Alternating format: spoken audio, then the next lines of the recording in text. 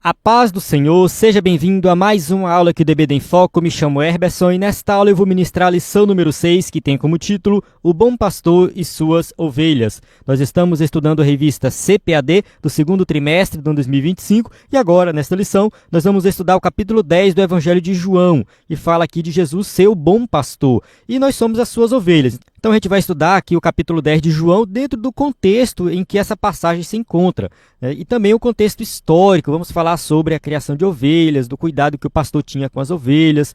Isso aqui é muito conhecido dos crentes. Sempre que a gente prega, ensina sobre essa questão de ser um pastor, o Salmo 23 também, né? O Senhor é meu pastor e nada me faltará. Então sempre que alguém prega sobre alguma passagem nesse sentido, isso é contextualizado, né, no sentido histórico mesmo, o que significa ser um pastor de ovelhas. A gente está acostumado também com a história de Davi, que era pastor de ovelhas. Então, assim, um crente que lê a Bíblia e frequenta os cultos, com certeza já está bem familiarizado com esse contexto. No entanto, vale destacar que a gente sempre aprende algo novo. Todas as vezes que a gente estuda a Bíblia, todas as vezes que a gente lê algum comentário bíblico, sempre tem algo novo. Eu tenho certeza que nesta aula aqui vai ter algo novo. Você vai aprender algo diferente. Eu aprendi muito estudando essa lição e quero convidar você a assistir essa aula até o final. Se você é professor da EBD ou aluno da EBD, quer aprender mais sobre esse tema, está convidado a permanecer até o final dessa aula, em que eu vou passar por cada tópico e subtópico, explicando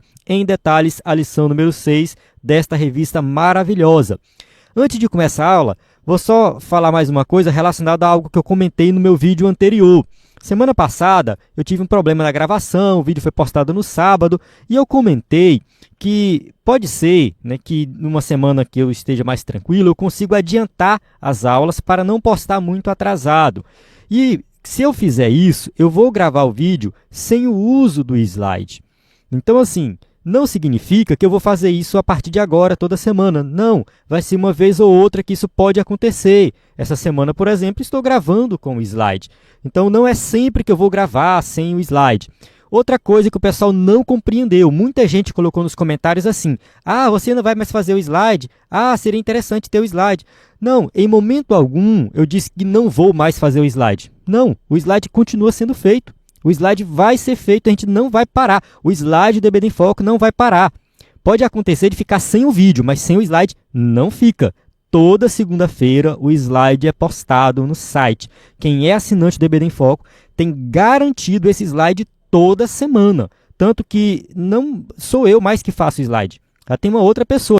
Eu dou suporte, eu escolho os versículos, monto a estrutura, enfim, faço revisão, mas eu tenho aqui uma pessoa que faz o slide. Se eu ficar doente, por exemplo, se eu não participar da criação do slide, a Társila, que atende no WhatsApp, né, e também, né, trabalha com a gente em outras coisas aqui, ela faz o slide está garantido. Então isso é uma coisa que a gente preza muito no EBD em Foco. Nosso slide toda segunda-feira está disponível no nosso site, ebdenfoco.com, para você ministrar uma aula de excelência. Nosso slide é 100% baseado na revista, com imagem de qualidade, vem pronto para ser usado.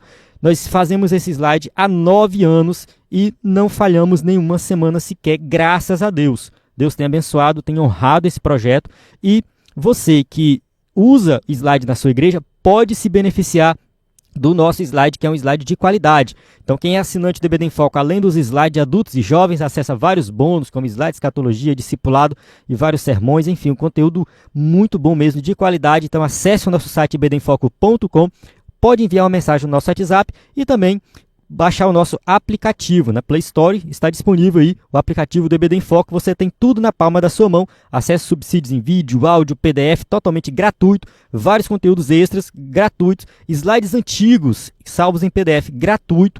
Se você tem mais de 800 slides disponíveis para baixar no nosso site, totalmente gratuito. E quem é assinante, baixa o slide em PowerPoint, atual e antigo. Então vale muito a pena conhecer a nossa plataforma. Acesse ebdenfoco.com ou envie uma mensagem no nosso WhatsApp. Bem, vamos para a aula textual, que diz assim: Eu sou o bom pastor e conheço as minhas ovelhas, e das minhas sou conhecido. João, capítulo 10, versículo 14. Então aqui a gente tem uma passagem que também é muito conhecida, em que Jesus se apresenta como o bom pastor. Eu sou o bom pastor, eu conheço as minhas ovelhas e delas, né, sou conhecido, ou seja, elas me conhecem também, elas conhecem a minha voz, elas me seguem, e a gente vai ver o que isso significa mais na frente.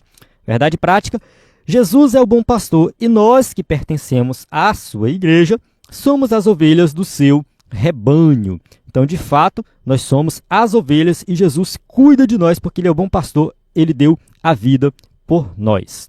Leitura bíblica em classe se encontra em João, capítulo 10, versículo 1 ao 16, uma leitura direta, né? Eu gosto mais quando é assim, que não fica aqueles versículos quebrados, e, de fato, essa passagem é explicada na lição. Então, eu convido você, né, a assistir essa aula, que a gente vai fazer essa leitura durante a aula, aí que os versículos são citados.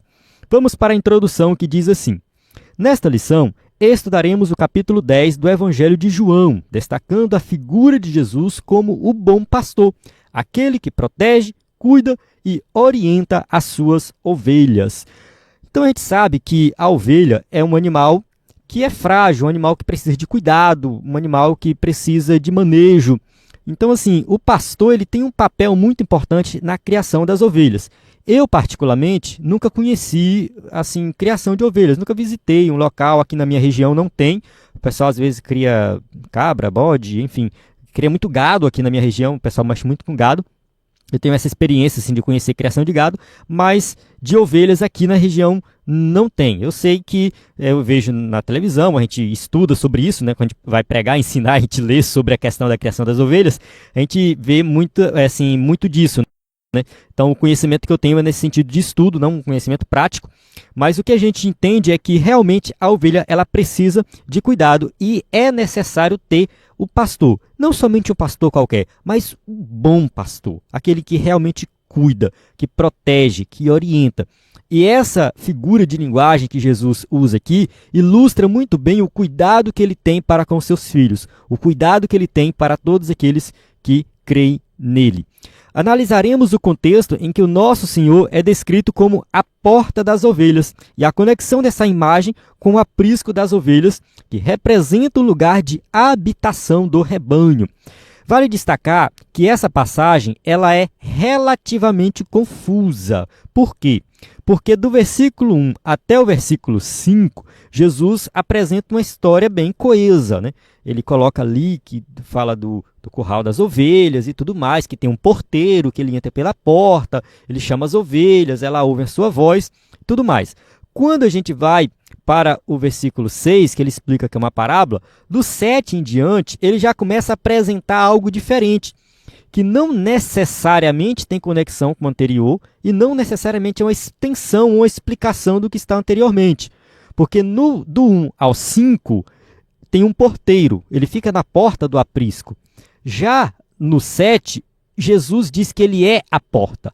Então, assim, é diferente. A gente precisa ler essa passagem, né, e entender que realmente são figuras de linguagens diferentes, que a gente precisa extrair o significado de cada uma delas aqui, né, dentro, assim, sem necessariamente ficar inventando conexão uma com a outra. Tá? Eu prefiro tratar separado, do 1 ao 5, depois ver a figura de linguagem do 7, e depois, mais na frente, que ele vai fazer a comparação dele com aquele que é o ladrão, né, que vai entrar, que não é pela porta, e depois ele vai falar do mercenário, que é um assalariado, que muitas vezes era pago para cuidar das ovelhas, mas não tinha o mesmo cuidado que o pastor.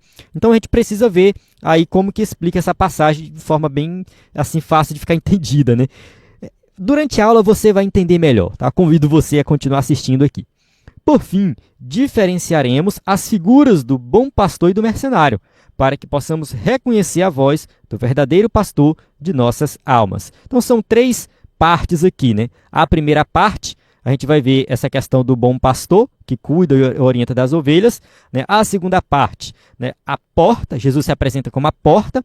E a terceira parte, esse contraste do bom pastor com o mercenário.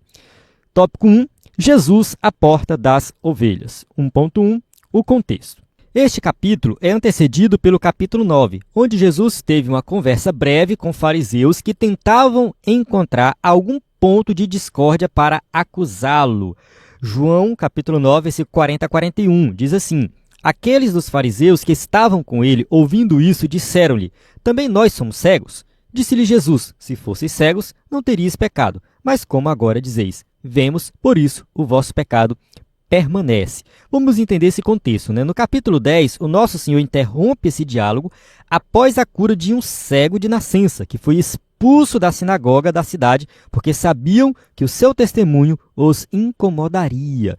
Então aqui a gente vê que no começo do capítulo 9, Jesus cura um cego de nascença, ilustrando o seu ensinamento do capítulo 8, que ele se apresenta como a luz do mundo. Então, ao curar esse cego, o cego depois é perseguido ali pelos judeus, pelos fariseus, eles questionam quem foi que fez o milagre.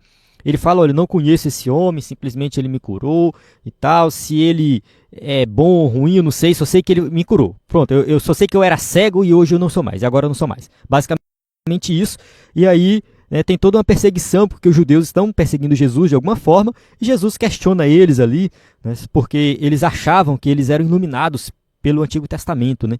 Pela lei ali do Antigo Testamento, eles achavam que eles tinham todo um conhecimento, enfim, livrava eles do pecado. Na verdade, eles estavam cegos na incredulidade deles, eles recusaram crer em Jesus, né? E, enfim, eram muito arrogantes, né? Eles não queriam reconhecer o seu próprio pecado. Então, é nesse contexto aqui que Jesus corta esse diálogo com os fariseus e entra no próximo capítulo, né? A gente vai, no caso, o capítulo que dá um salto do capítulo 9 para o capítulo 10, que Jesus começa a falar que ele é o bom pastor, né? No entanto, Jesus utilizou a parábola do pastor e das ovelhas para caracterizar os religiosos como falsos pastores e, mais especificamente, como mercenários.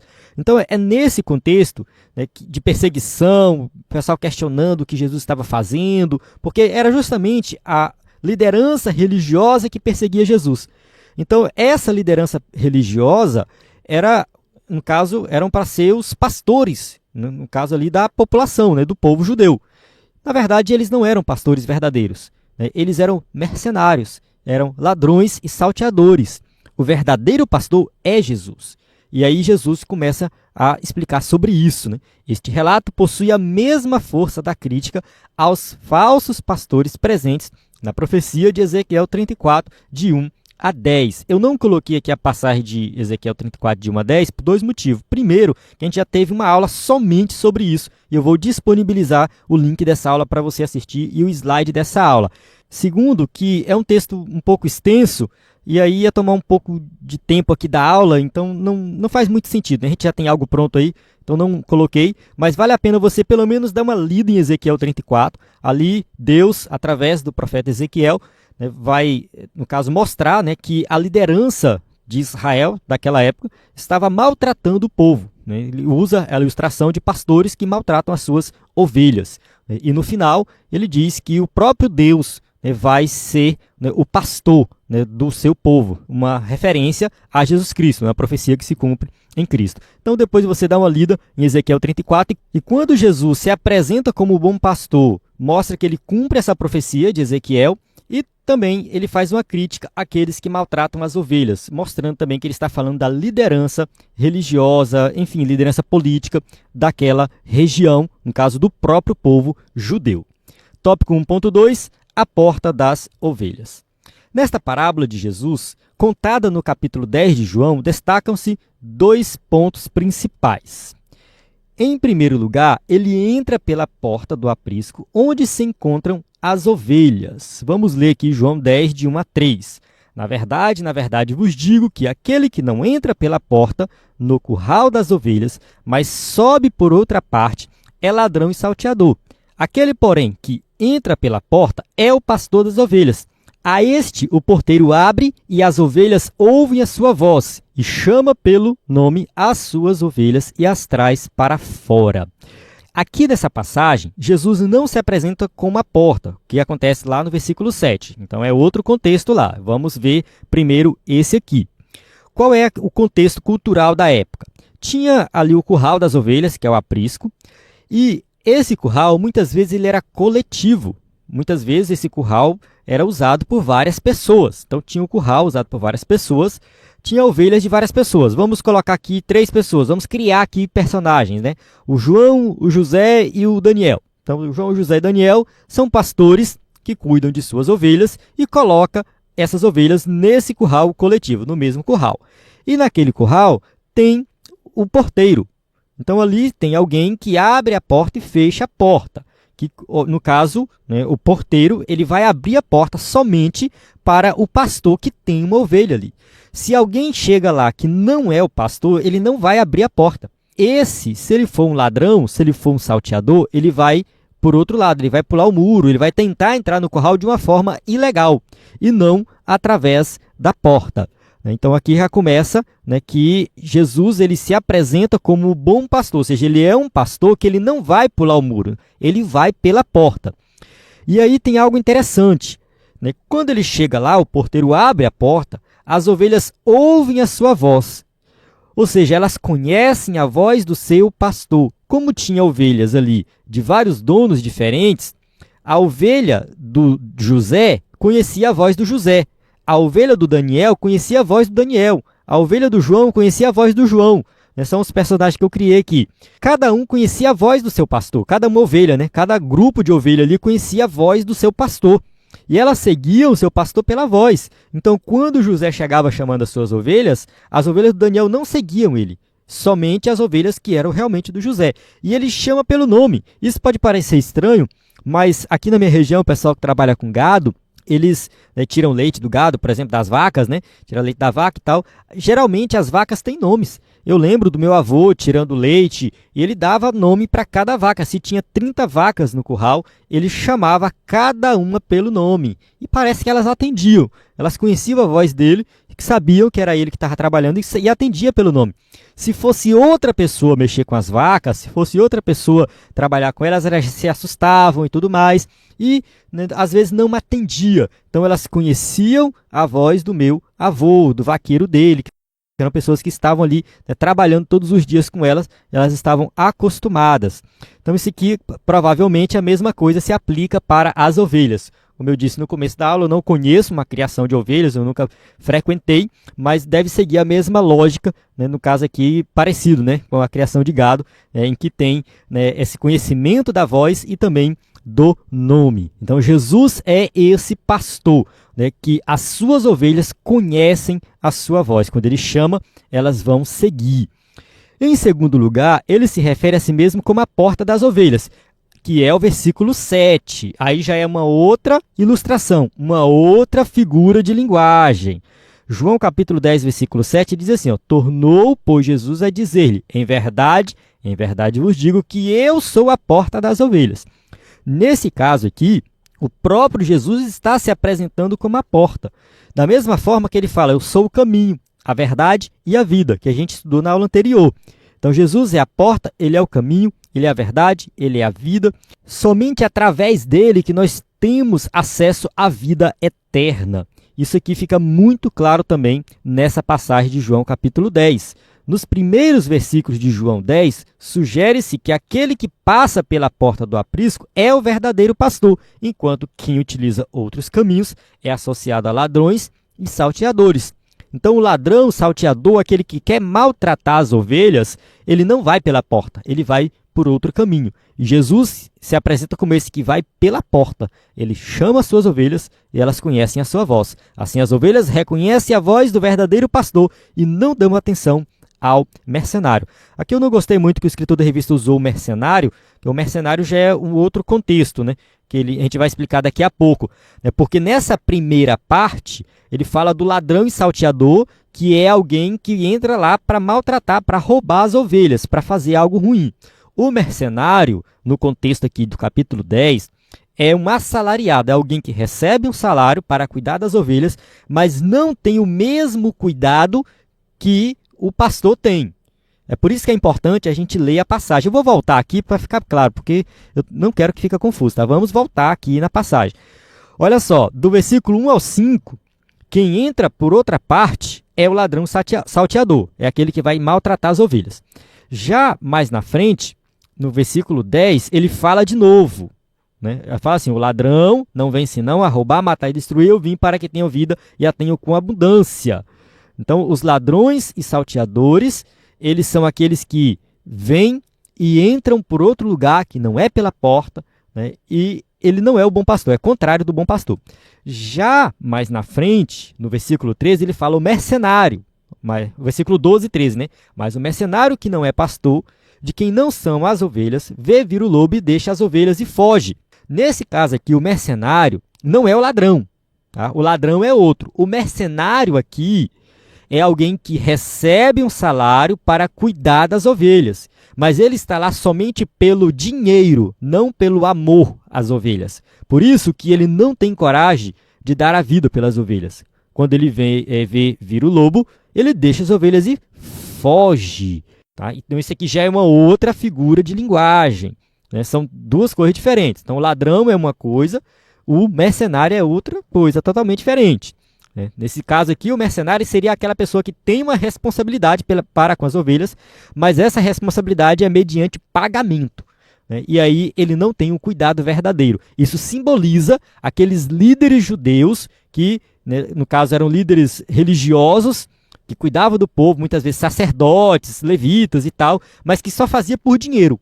Estava lá para ganhar dinheiro e não para cuidar do povo de fato. Isso tem um paralelo com os dias de hoje, né? Muitos que se dizem pastores, mas estão lá somente porque ganham algum dinheiro, né? Porque está enriquecendo às custas da igreja, né? Sugando o povo, mas não tem cuidado para com as ovelhas. Então, é nesse sentido aqui.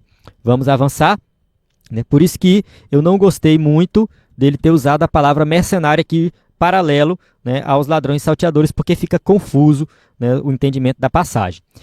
Vamos continuar aqui, ó. Além disso, Jesus afirma, eu sou a porta, e logo depois declara, eu sou o bom pastor. Então ele é a porta, ele é o bom pastor, ele cuida das ovelhas, ele protege as ovelhas. Estas declarações são direcionadas aos líderes religiosos judeus que podem ser vistos como falsos pastores do povo, pois não cuidavam, protegiam ou orientavam o povo de Deus. Então, os líderes religiosos, falsos pastores, que maltratavam o povo, que não cuidavam do povo, que não ensinavam o povo, porque assim, Jesus nasce num contexto em que a lei do Antigo Testamento está valendo. Jesus está vivendo um contexto em que tinha rituais de sacrifício no templo e tudo mais. E o povo estava abandonado, e o povo estava vivendo no pecado. A carga colocada pelos líderes religiosos, pelos fariseus, era uma carga que nem eles conseguiam carregar. A interpretação da lei que eles tinham era totalmente errada. Então, assim, estava uma bagunça geral, uma bagunça política, uma bagunça espiritual, o povo sofrendo, não tinha apoio, não tinha revelação de Deus, ninguém estava buscando a Deus. Por isso que João Batista aparece pregando arrependimento para os próprios judeus. Arrependei-vos e tal, vocês têm que batizar. Ou seja, João Batista estava fazendo algo tão diferente porque estava chamando o próprio povo de Deus ao arrependimento.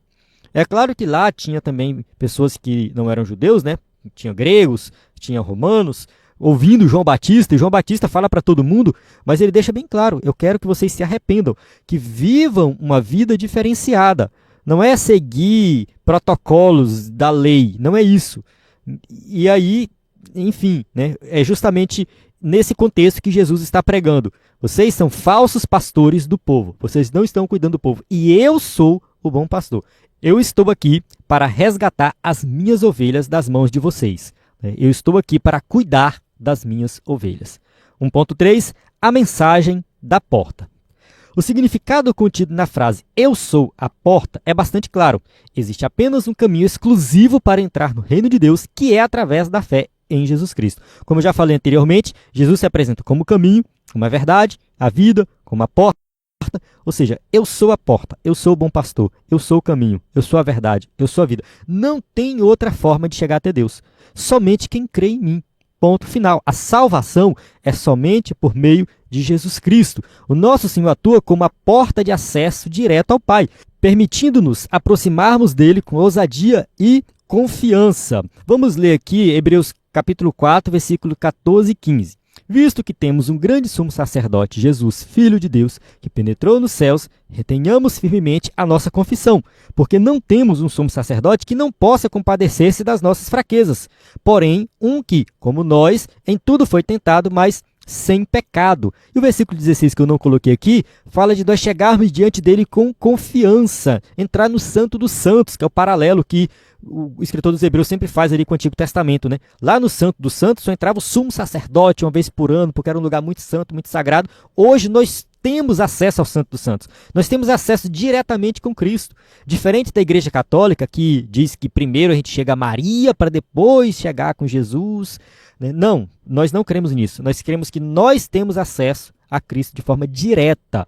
Não precisa passar por Maria. Chegamos diretamente com Ele porque é isso que a Bíblia ensina. Ele nos dá acesso ao Pai. Ponto final. Então é isso, somente através de Cristo. Para desfrutarmos de uma relação eterna e significativa com Deus, é essencial crer em Jesus, viver conforme os seus ensinamentos e obedecê-lo plenamente. Então você precisa crer e obedecer para que você realmente alcance a salvação. O nosso Senhor é a porta pela qual todos os pecadores devem entrar. Devemos entrar somente por uma única porta, que é Jesus Cristo. Passar por essa porta significa entrar na vida eterna. Jesus disse assim: quem crê em mim já tem a vida eterna. Somente por meio dele nós temos acesso, a uma vida plena, completa, uma vida de liberdade. Tópico 2, o aprisco das ovelhas. 2.1, parábola, uma alegoria? Aqui é mais um tópico que eu achei confuso e que eu trouxe um material extra para explicar. Eu gosto muito de estudar sobre figuras de linguagem, sobre parábolas. No EBD em Foco nós temos conteúdo sobre isso. Vou disponibilizar o que eu tenho aqui sobre esse tema, de slide, PDF, vídeo. O que a gente tiver aqui eu vou disponibilizar para que você possa entender melhor. Não sei se você gosta de interpretação bíblica, mas é muito bom interpretar corretamente as Escrituras, principalmente quando a gente fala de parábola, de alegoria. Vamos lá, aqui tem uma certa confusão, vou explicar por quê. O versículo 6 indica que a história narrada pelo nosso Senhor é uma parábola. Ele fala assim: Jesus disse-lhes esta parábola. Realmente está escrito lá no versículo 6. Trata-se de uma narrativa normalmente breve que ensina através de uma alegoria. O que ele está falando aqui? Ele está explicando o que é uma parábola ou ele está explicando o que é o capítulo 10 de João? Eu não entendi. O que trata... Por exemplo, vamos lá. Trata-se de uma narrativa, normalmente breve, que ensina através de uma alegoria. Do meu ponto de vista, ele está falando aqui, ele está explicando a palavra parábola. Se for, está errado. Se o escritor da revista errou, errou. Porque parábola é parábola, alegoria é alegoria. E o que Jesus está contando aqui no capítulo 10, por exemplo, do versículo 1 ao 5, a gente observa ali, de certa forma, algo mais alegórico do que parábola, tá? Mais alegoria do que parábola. Qual a diferença? Vamos entender a diferença aqui e depois a gente volta e faz uma análise dessa passagem. Antes de falar da diferença, só de explicar uma coisa. A palavra traduzida como parábola, aqui no versículo 6, é uma palavra que pode ser traduzida como parábola, como alegoria, figura de linguagem de maneira geral. Então, não necessariamente a palavra parábola aqui é a mais ideal, tá? Não necessariamente. Tem a ver com uma palavra lá do Antigo Testamento, acho que é marchal, uma coisa assim, que se refere a vários tipos de figuras de linguagem, vários ditos, enfim. Entra tudo dentro do mesmo pacote, tá? É porque João não usa a palavra parábola como os evangelhos sinóticos. Mateus, Marcos e Lucas, eles usam a palavra parábola de forma bem específica para se referir a uma história que Jesus contava, uma história completinha ali que tinha um significado. Vamos entender isso aqui, nesse conteúdo extra que eu coloquei. Vamos lá. A alegoria é uma narrativa ou expressão que pode ou não ser verídica e contém muitos aspectos que simbolizam de realidades espirituais. Geralmente, a parábola possui um só elemento principal de comparação, ao passo que a alegoria contém vários. A parábola consiste no registro de um acontecimento factível, enquanto a alegoria pode ser tanto factível quanto fictícia. Como já vimos, nem todas as parábolas contêm uma interpretação explícita, mas se contiverem, esta normalmente se encontrará no fim da história. Já uma alegoria, as interpretações das analogias ocorrem ao longo da história. Se por um lado uma parábola é um símile ampliado, uma alegoria é uma metáfora ampliada. Da mesma forma que as parábolas, as alegorias visam a transmitir verdades espirituais por meio da comparação. Bem, vamos entender melhor isso aqui. O que é uma parábola? Uma parábola é uma história que pode ou não, no caso ser verdadeira, Eu acredito que a maior parte das histórias que Jesus contou, elas não são verdadeiras, são histórias fictícias, mas geralmente essas histórias elas têm relação com a realidade, são coisas do cotidiano das pessoas. E essa história ela tem uma verdade principal. O objetivo ali é ensinar uma única verdade. A história como um todo visa transmitir essa verdade. Não faz sentido a gente pegar cada elemento de uma parábola e ficar procurando um significado. Parábola não é isso. Alegoria, sim. Na alegoria, cada elemento tem um significado. E geralmente isso é explícito no texto. Na parábola, não. Por exemplo, a parábola do samaritano. No caso, a gente fala do bom samaritano, né? A parábola do bom samaritano conta a história, né, de um homem que estava caído na estrada, veio um levita, um sacerdote, passou de longe, e aí de repente veio um samaritano e cuidou desse homem. Aí tem vários elementos, tem o azeite que ele derrama sobre as feridas, tem a moeda que ele entrega lá para o homem que vai cuidar, né? No caso ele chega numa hospedagem lá e tal, deixa o homem lá, tem o animal, né, que ele coloca em cima, no caso, acho que é um cavalo, enfim. As pessoas ficam dando significados para cada elemento da parábola do samaritano. Isso não faz sentido. Não faz o menor sentido, não tem significado. Os elementos ali eles são importantes para enriquecer a história, para deixar a história mais bonita.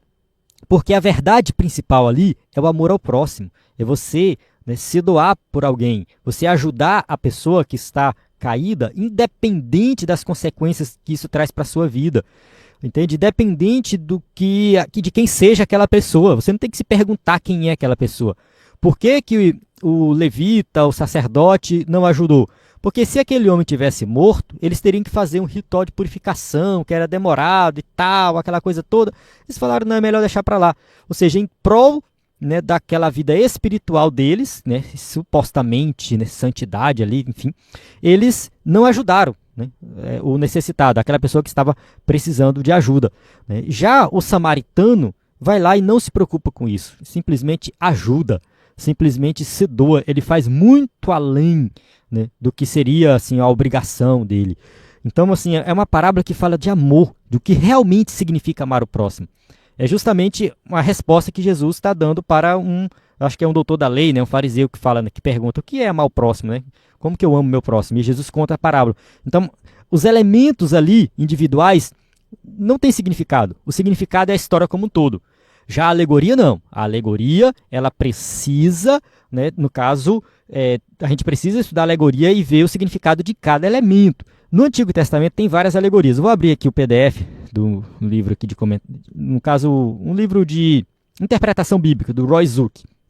Ele cita aqui várias alegorias na Bíblia. Salmo 23, de 1 a 4. O Senhor é o pastor do crente. Então, o Senhor é meu pastor e nada me faltará. Deitar-me faz em verde espaço. Ou seja, cada elemento ali tem um significado. Salmo 80, de 8 a 16. Israel é uma vinha destruída. No caso do Salmo 80, ele começa apresentando Israel como a vinha que saiu do Egito. Ele fala assim, trouxeste uma vinha do Egito, lançaste fora as nações e a plantaste, preparaste-lhe lugar e fizeste com que ela aprofundasse raízes e assim encheu a terra. Então, assim, cada elemento aqui, a vinha significa a nação de Israel. Apesar de que aqui ele já mostra logo o Egito e tal, fala da terra, né? Mas é justamente isso, né? Ele vai colocando aqui cada elemento e assim vai, né? No caso, Isaías 5, de 1 a 7, é Israel como uma vinha improdutiva, e assim sucessivamente, né? Tem várias alegorias aqui. No caso, Gálatas 4, de 21 a 31, Agar e Sara, né, com suas duas alianças, né? A gente tem tanto no Antigo como no Novo Testamento. E aqui o Roy Zuck classifica João 10, de 1 a 16, como uma alegoria. No caso, colocando aqui Jesus como o pastor, né? E em João 15, de 1 a 6, a gente vê Jesus na figura de videira. Então a gente vê, sim, no caso aqui dessa passagem, uma alegoria, porque cada elemento, a passagem que nós estamos estudando, né? João, voltando aqui para o slide, João, capítulo 10, né, do versículo 1, no caso até o 5, né, e depois continua, mas enfim, principalmente do 1 ao 5, a gente vê ali, de fato, uma alegoria. Aqui, nesse texto, ele cita o símile e a metáfora. Vamos ver o que é um símile. O símile é uma comparação em que uma coisa lembra a outra explicitamente. Como, assim como, tal qual, tal como. Então, Pedro usou o símile quando escreveu: toda a carne é como a erva. 1 Pedro 1,24. As palavras de Jesus em Lucas 10,3 são um símile. Eis que eu vos envio como cordeiros para o meio de lobos. Então aqui a gente tem um como, né? Ele é como árvore plantada junto a correntes de água. São como palha. Então aqui, né, no caso, o símile, ele é justamente essa comparação do como. Por isso que, no caso da parábola, né, ele coloca aqui que a parábola é um símile ampliado. E as parábolas de Jesus geralmente seguiam essa lógica, né? O reino de Deus é como, é semelhante. Aí ele conta a história, né? Vem depois a história da ovelha perdida, da dracma perdida, enfim, né? Do tesouro. E Jesus sempre vai fazer essa comparação, né? Como é semelhante. Então, a parábola é um símile ampliado. E aí a gente precisa se perguntar, né? Quando a gente vê um símile, né? Em que sentido, né? Isso aqui, esses dois coisas têm relação, né?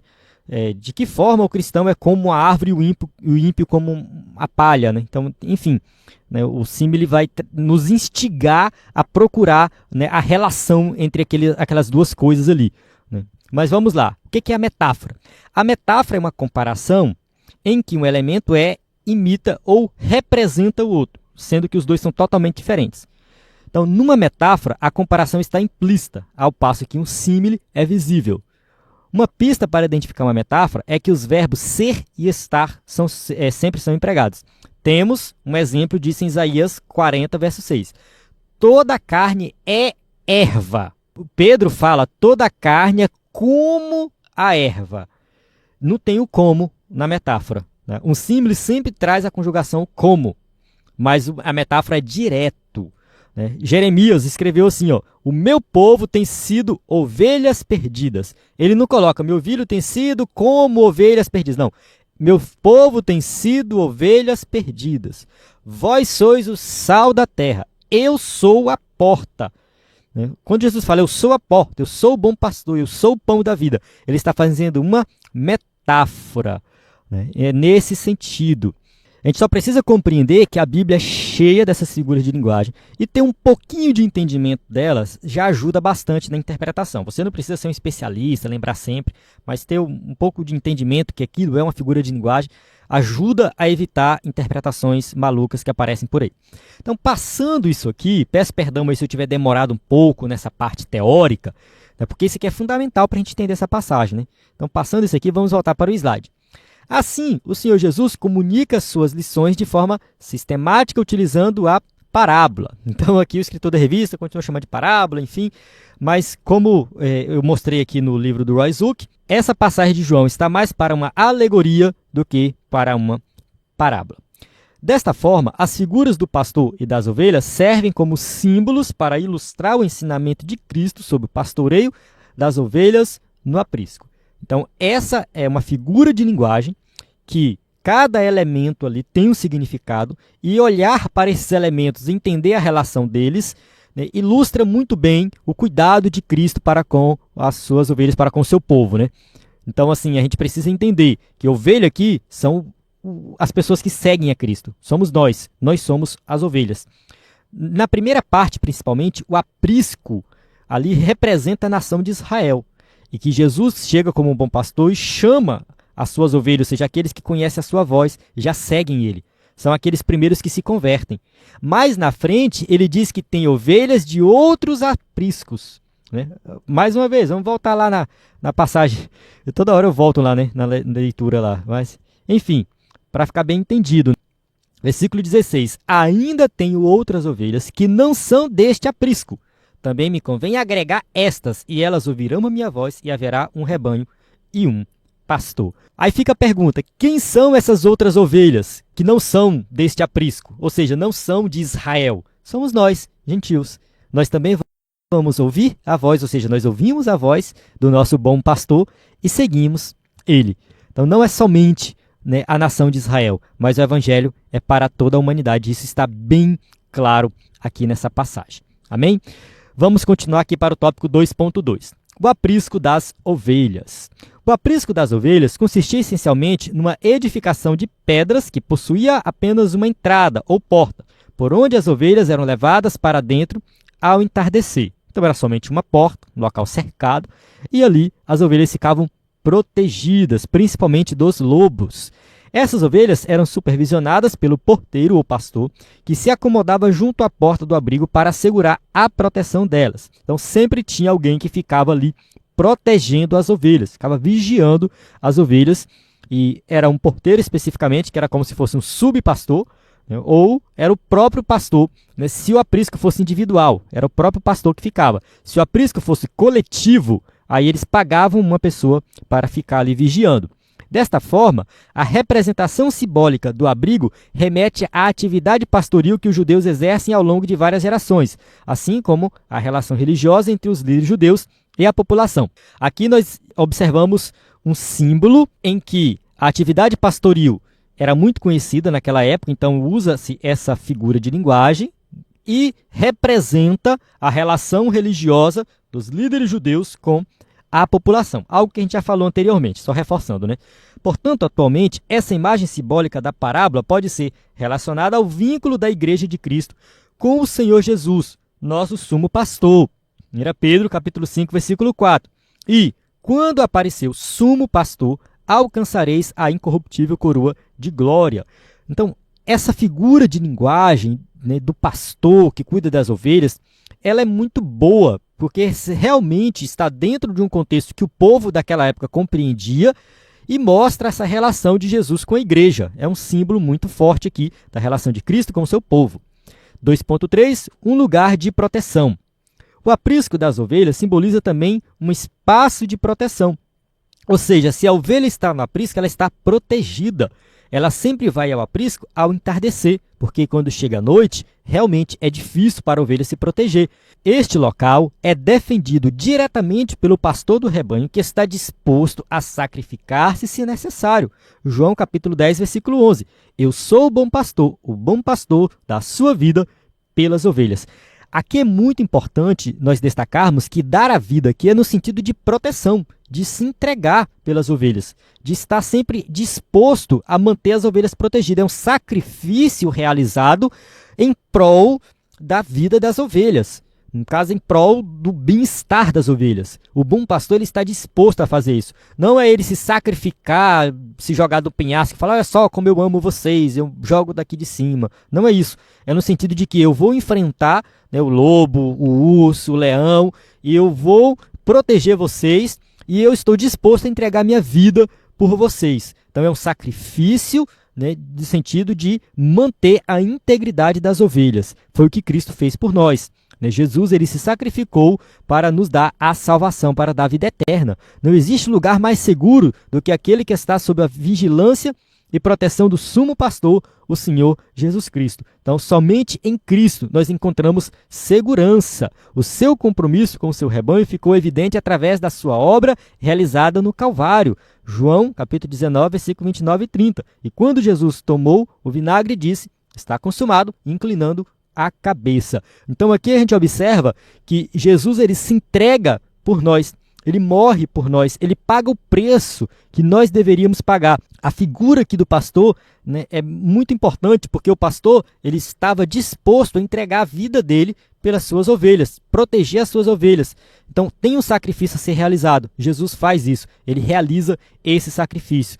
Ele morreu por nós na cruz do Calvário. Assim, as afirmações eu sou a porta, eu sou o bom pastor, expressam essa realidade de cuidado por todos os que fazem parte do corpo de Cristo. Então Jesus deixa bem claro, né, que ele é a porta, ou seja, que dá acesso à vida eterna. Eu sou o bom pastor, eu cuido de vocês, né, e eu estou disposto a dar a minha vida por vocês. Então a salvação se encontra somente em Cristo Jesus. Tópico 3, a distinção entre o bom pastor e o mercenário. 3.1, o bom pastor. O versículo 11 menciona que Jesus é o bom pastor que sacrifica a sua vida pelas ovelhas. Então, assim, é o bom pastor que está disposto a enfrentar qualquer coisa pelas suas ovelhas a ponto de entregar a própria vida. Em contraste com o ladrão, do versículo 10, que vem para roubar, matar e destruir, a missão do bom pastor é oferecer vida, tanto na perspectiva eterna, celestial, da salvação, como na dimensão virtuosa da santidade, enquanto forma de viver no mundo. Ou seja, Jesus ele trouxe vida para nós relacionada a algo eterno, futuro, mas também vida aqui hoje. A gente não pode também achar, né, que a vida eterna que Cristo nos deu é algo somente para o futuro, para a eternidade. Não, nós temos uma vida aqui. E essa vida aqui vale a pena ser vivida. É uma vida de comunhão com Cristo, uma vida de comunhão com o próximo, uma vida de liberdade. Nós temos que acreditar que essa vida, no caso a vida eterna, ela começa hoje. Nós já temos essa vida eterna, ela já pertence a nós hoje e já deve fazer uma diferença nos dias de hoje para nós. Vamos ler João capítulo 20, versículo 31. Estes, porém, foram escritos para que creiais que Jesus é o Cristo, o Filho de Deus, e para que, crendo, tenhais vida em seu nome. Ou seja, você crê, você tem vida em seu nome, e essa vida começa agora. A generosidade do sumo pastor é sem igual, pois ninguém pode defender as suas ovelhas como ele faz. Somente ele consegue defender as suas ovelhas. Somente Cristo nos protege. O nosso Senhor é indiscutivelmente o melhor dos pastores. Quem entra no seu aprisco encontra uma vida verdadeira. Então, somente quem está na proteção de Cristo, sim, tem uma vida verdadeira, uma vida de comunhão, uma vida, né, que é tranquila. Você pode ficar tranquilo, porque os seus pecados foram perdoados. Você vai descansar em Cristo Jesus. Você vive uma vida de tranquilidade, sem preocupação, porque você está protegido. Eu vejo crente aí que tem medo de mal olhado, medo de macumba, fica olhando horóscopo. Irmão, esquece isso. Você está protegido, você está em Cristo. Ah, macumba pega em crente? Irmão, sei lá, isso aí é coisa do inimigo. Nós estamos em Cristo, estamos protegidos. Ah, mal olhado, tem que usar uma pulseira para espantar mal olhado, para não sei o quê. Irmão, esquece, nós estamos em Cristo. Entende? Em Cristo, ponto final, não tem problema nenhum. Eu sigo a linha de interpretação de que o crente não pode ficar possesso. Crente salvo em Cristo Jesus não pode ser possesso, não pode ficar possesso. Entende? Eu sigo essa linha de interpretação. Tá? Quem realmente é salvo em Cristo Jesus não tem risco de ter possessão demoníaca. Eu sigo essa interpretação. Nós estamos livres em Cristo. Ponto final. Entende? É descansar em Cristo, protegidos em Cristo. 3.2, o mercenário. O versículo 12 apresenta a figura do mercenário. Então, quem é o mercenário aqui nesse contexto? Ele é um assalariado. Ele é alguém que recebe um salário para cuidar das ovelhas, para, quem sabe, ficar na porta, ser o porteiro ali, enfim. Não é o pastor verdadeiro que cuida, que tem um amor pelas ovelhas. Ao contrário do bom pastor, que se sacrifica pela vida das ovelhas, o mercenário opta por fugir diante do perigo, dispersando e roubando as ovelhas. Ou seja, quando chega o perigo, quando chega o lobo, quando chega o ladrão e o salteador, o mercenário não tem coragem de se entregar por completo. Ele não tem coragem de partir para cima, de ajudar, de dar vida pelas ovelhas. Ele, né, como dizem no linguajar popular, vaza fora. É isso que ele vai fazer.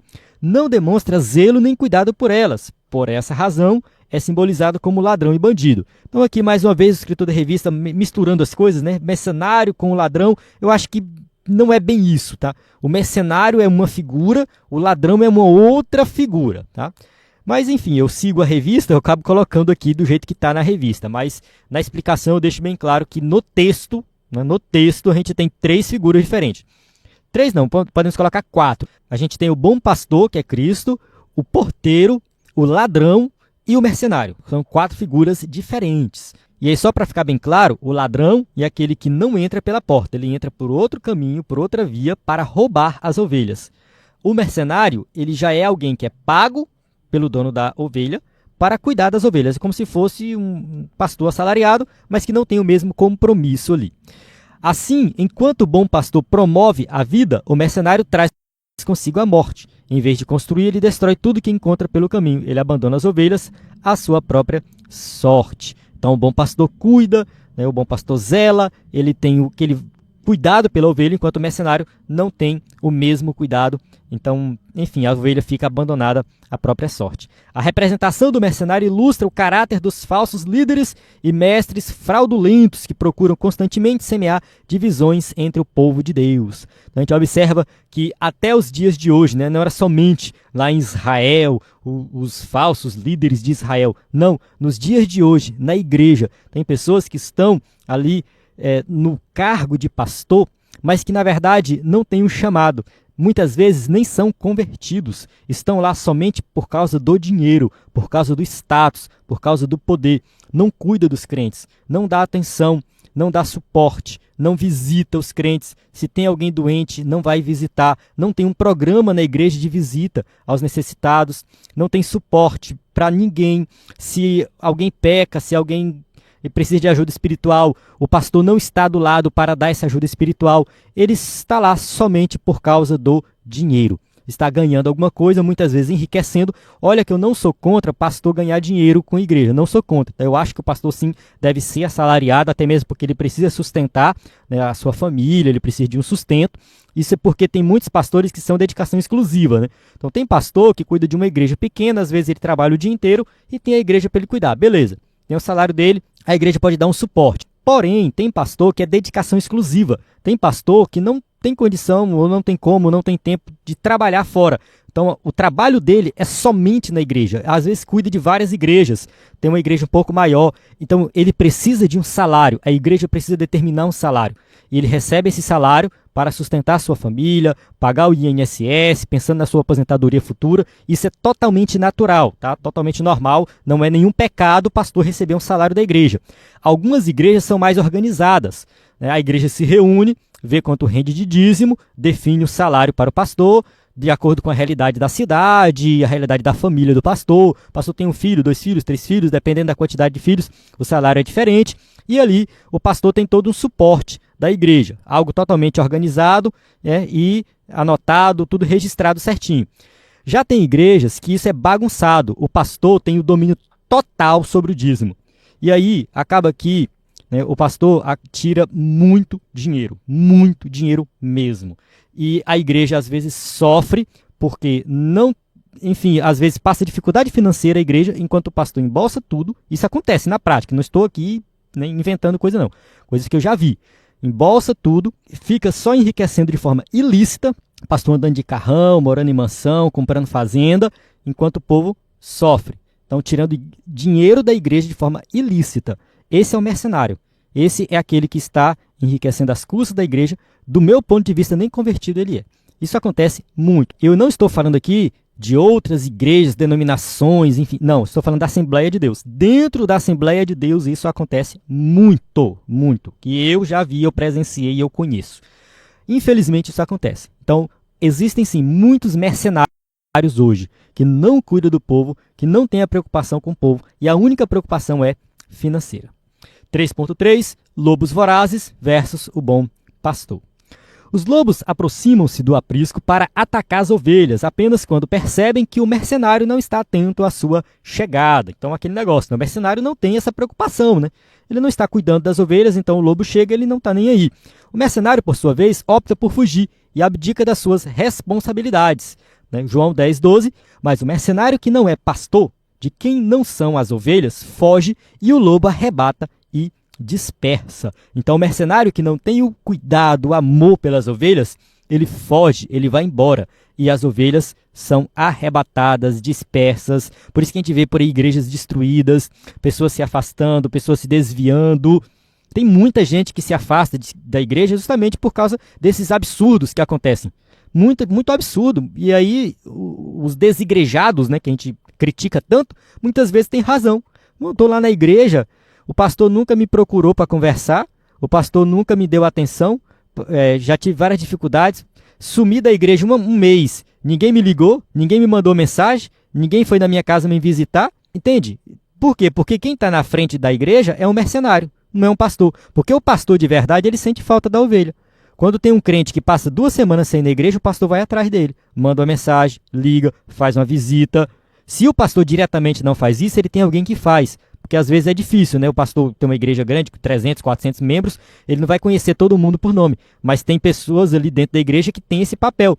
Então, assim, tem um crente, uma ovelha que se afastou, tem que ir atrás. Tá? Se você não vai atrás, se você é pastor de igreja, que está me ouvindo aqui, se tem um crente que sumiu da sua igreja e você não foi atrás, eu acho que você não está exercendo o seu papel de pastor corretamente. Tem que cuidar das ovelhas. Tem que ir atrás, tem que conhecer as ovelhas, tem que conhecer pelo nome. Ah, você não decora o nome de todo mundo. Tudo bem, não são todas as pessoas que têm essa capacidade. Mas você tem que ter essa certa intimidade com as suas ovelhas. O mercenário não está nem aí para isso. Por isso que muitos se afastam e nunca mais voltam, justamente porque ele percebe que ele não fez falta. Não é por acaso que o apóstolo Paulo descreve esses lobos vorazes como sendo os falsos mestres que promovem doutrinas enganosas e comprometem a fé recebida do evangelho, iludindo e levando consigo as ovelhas desatentas. Atos capítulo 20, versículo 29 e 30. Porque eu sei isto, que depois da minha partida entrarão no meio de vós lobos cruéis, que não perdoarão o rebanho, e que dentre vós mesmos se levantaram homens que falaram coisas perversas para atraírem os discípulos após si. Ou seja, o mercenário cuida da igreja, não dá atenção para as ovelhas. E aí quem se agrega a ele? Quem está lá? Muitos falsos mestres, muitos falsos profetas, e a igreja vira aquela bagunça. É o que a gente observa por aí, né? Vários falsos profetas dentro das igrejas e o pastor não faz nada. Por quê? Ele não é um pastor de verdade, ele é um mercenário. Estes têm intenções destrutivas, geram divisões no rebanho e dispersam as ovelhas. É isso que acontece. A igreja fica uma bagunça, vidas sendo destruídas, igreja dividida, panelinhas dentro da igreja, enfim, aquele negócio de aquele crente que vai na igreja uma semana numa igreja, na outra semana outra semana outra igreja, não tem aquele compromisso. Isso é gerado por causa disso, desses problemas de falta de cuidado com as ovelhas. Por essa razão, nosso Senhor se apresenta como a porta das ovelhas e o bom pastor, que a gente já explicou anteriormente, não vou explicar novamente aqui, né? A gente chega na conclusão da nossa aula que diz assim: o Senhor afirmou que as suas ovelhas conhecem a sua voz e a reconhecem seguindo-a. Desta forma, aqueles que pertencem ao grande rebanho do sumo pastor têm a alegria de conhecer e reconhecer a sua voz. Assim sendo, não devemos perder tempo ouvindo a voz do lobo. A voz do bom pastor é mais do que suficiente para nos guiar ao longo da nossa caminhada na vida cristã. Então aqui a gente observa, né, que Jesus é o nosso bom pastor. Nós ouvimos a voz e seguimos a ele. Só que a figura do pastor da igreja, no sentido do pastor humano, também ela é representada aqui, né? Eu falei anteriormente aqui, né, de muitos, né, que são mercenários, que não cuidam do povo, porque o pastor verdadeiro, ele se espelha em Cristo, que é o nosso bom pastor. A gente também não pode achar assim, Jesus é o meu pastor, está lá no céu e eu faço o que eu quiser aqui. Não. A gente precisa também ter um compromisso com um pastor aqui nessa terra, né? Ou seja, alguém que está, né, coordenando a igreja e tudo mais, mas que representa esse nosso bom pastor, né? E aí, seguir a voz de Cristo é seguir o evangelho, entende? É ouvir o evangelho, crer em Jesus como Salvador e conhecer mais de Jesus. Só destacando aí que o texto deixa bem claro que o pastor conhece as ovelhas pelo nome e elas conhecem a voz do seu pastor e segue ela. Né, e segue ele, né? Então as ovelhas vão seguir o pastor porque conhecem a sua voz. Bem, eu encerro aqui. Acredito que a lição, né, ficou bem explicada. Se faltou alguma coisa, se eu, né, falhei em algo aí, você pode deixar o seu comentário, né, pode me corrigir se for necessário, pode complementar algo que eu não falei. E também, né, só lembrando aí que nós temos aqui as perguntas para quem vai usar o slide na igreja, né? Eu passo rápido porque esse aqui está na revista, se você é professor, tem a revista, tá? Tem essa pergunta. Nosso site, lembrando nosso site que você pode acessar, o nosso WhatsApp que você pode entrar em contato, nosso conteúdo e o nosso aplicativo que você pode baixar. Então, na plataforma EBD em Foco, você tem tudo o que precisa para ministrar uma aula de excelência na EBD. A paz do Senhor, até a próxima aula.